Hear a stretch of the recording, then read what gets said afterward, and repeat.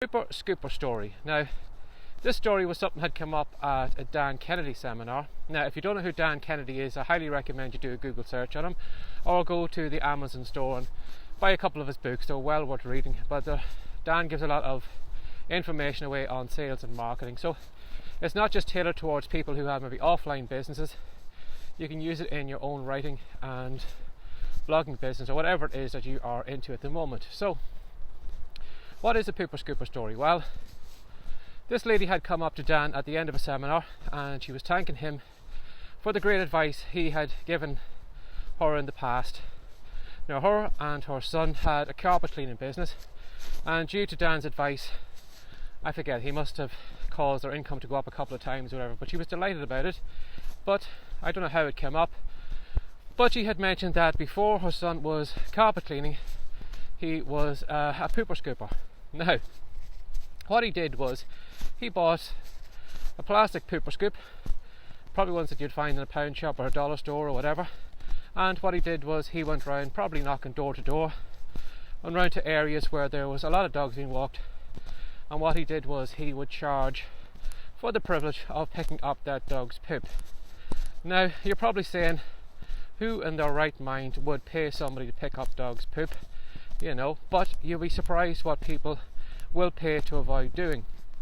And it just shows how popular this service was that before the son had closed up his pooper scooper business and gone into the carpet cleaning business, he had 8 employees working for him. So at one stage he had 8 people, 9 people including himself, going around his local area, scooping up poop and charging people for the privilege of it. Now, if you think that your day is tough today, or you feel that you are doing things that are beneath you, or you just basically having a tough day, I want you to imagine you going around with a plastic scoop, and that's what you did all day, was scooping up poop.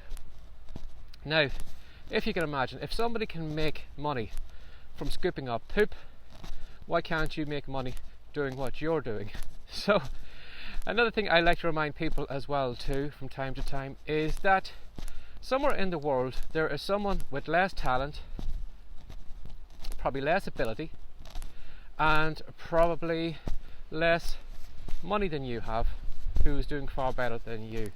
You know, when you see all these third world countries where you see, children maybe in the poorer parts of China, and you don't have any trouble getting them to school. Straight away they're up first thing in the morning and they're studying straight away. They're probably coming home doing the homework, and then they are doing extra work on top of that. And then us here in the West, some days it's a complete struggle to get your child to go to school. They don't want to do it because they can't see the value in it. And sometimes in the West here we are totally lazy. We don't, see the gift of knowledge or whatever it is that we are doing.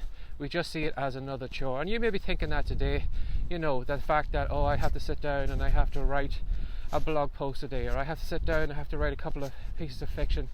Whereas there's somebody in some part of the world who probably hasn't got a laptop, who may be writing out a book by hand, or might have no internet access, and who is putting in a lot more work than you are with less resources than you have. So I want you to think about that today. There is money to be made in writing. If somebody can, make money picking up poop, there's a good chance you can make money doing what you're doing. And if you think, well, today's a tough day, I have to do all these hard things, I want you to think about that for a moment. Moaning and complaining about what you have to do. Imagine your job was every day was picking up poop.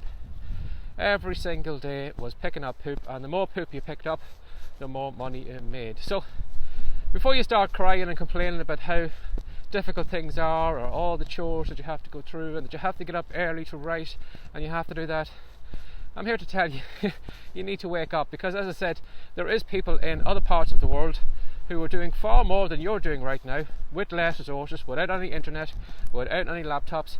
There may be people who may be going to maybe their local library because that's the only place they can get some Wi-Fi.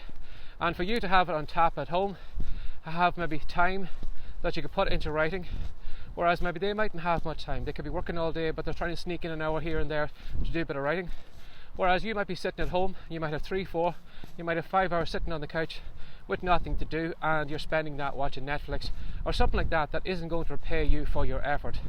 So I want you to think about that today. If you're having a tough time, imagine going around and picking up poop all day and then come back to me and let me know. So I hope that's given you a little bit of a kick up the butt today, or made you aware of how privileged and how good you have it. Even if you are listening to this podcast, you are probably way ahead of 99% of people in the world who don't have access to things like these. So don't take these things for granted. Make use of them while you have them, because as I said, there are people who are working harder than you and are probably achieving better results than you are with less equipment, knowledge and talent than you have. So don't sit in your butt. Make the use of what you have right now and do your best with what you have. So as always, thanks for sharing your time again today. Now, if you'd like to know more about these videos, you're very welcome to do a Google search for Writecom. That's WRITECOME.com. Or if you listen to this as a podcast episode, again, do a search for Writecom. Now, on the Writecom site, we have a great free report that's going to show you how you can go from words to wealth. And in that report, I'm going to show you 10 different ways you can make money from writing. And one of them is only related to fiction writing. Everything else is different. So you don't even need to be a talented fiction writer to make money from your words.